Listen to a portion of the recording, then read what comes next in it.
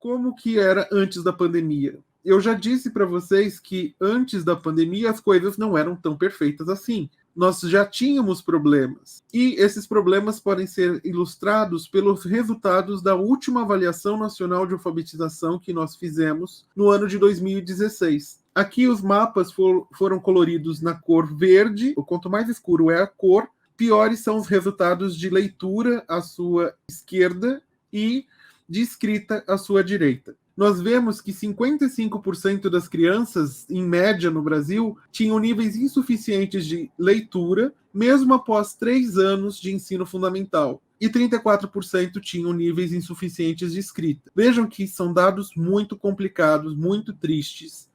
É como se metade de todos os alunos que frequentam 3 anos a escola acabassem não aprendendo a ler. O que é uma coisa impensável, se depois eu vou mostrar isso para vocês, mas se vocês observarem como hoje nós dispomos de evidências suficientes sobre como melhorar a leitura e a escrita. Esses dados mostram também que as regiões do norte e nordeste do país são as que têm resultados mais lamentáveis. Isso pode ser associado com o desenvolvimento socioeconômico, né, como se as desigualdades socioeconômicas fossem determinantes. Só que eu gostaria de chamar a atenção para o estado do Ceará, que, como vocês podem perceber, é um estado que, apesar de também estar na região Nordeste, tem resultados que são mais claros, como aqui na região Sul, Sudeste e Centro-Oeste. Ou seja, o porquê que essa diferença ocorre se eles também estão numa situação de menos favorecida economicamente, se a gente for falar. Então, o que vai acontecer aqui é que o Ceará, desde o ano 2001, começou lá em Sobral e depois se espalhou para o Ceará inteiro em 2004, 2007, a gente vai observar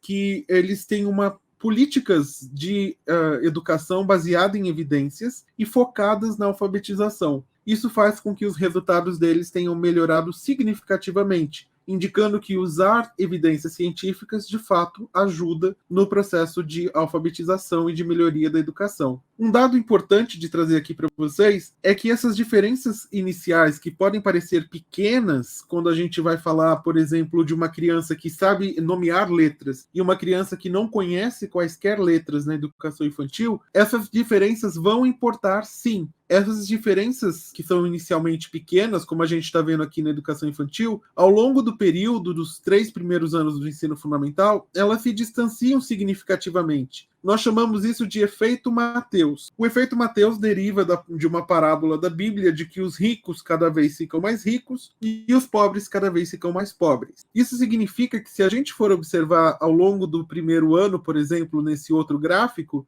primeiro, segundo e terceiro ano foram avaliadas as crianças na medida de leitura de palavras em 3 momentos durante o ano: no outono, no inverno e na primavera, no começo, no meio e no final do ano. E o que eles observaram é que as crianças que começavam a escola com um pouquinho mais de vantagem, ou seja, eles liam um pouquinho melhor, ao longo de todos os anos, eles também foram aumentando esse ler melhor, essa habilidade de leitura melhor, e eles conseguiam mais resultados na aprendizagem escolar. Aqui tem um fato importante da gente refletir, né? Então, imagine que, por mais que possa parecer que aquelas diferenças de 55%, de 34% de crianças que não conseguiam ler e escrever apropriadamente, vocês podem achar, é metade da sala, isso não é tão importante, mas vai ter um impacto muito, muito, muito importante. Isso vai ter um impacto que vai ser levado para os anos subsequentes. Então, é importante que a gente invista logo nos primeiros anos e que a gente garanta que a alfabetização seja muito efetiva. Se vocês olharem no outro gráfico que a gente tem aqui, mostrando um gráfico criado pelo James Heckman, que foi um economista que ganhou o Prêmio Nobel de Educação por esse estudo, ele mostra que quando a gente investe na educação infantil, $1, a gente economiza 7 ao longo da vida. Por quê? Porque quando você garante que as crianças aprendem muito bem lá na educação infantil, nos anos fundamentais, ela realmente vai ter um melhor desempenho ao longo de todo o processo de escolarização. E isso vai evitar que ela tenha dificuldades com empregos, com questões de saúde e mesmo de relacionamento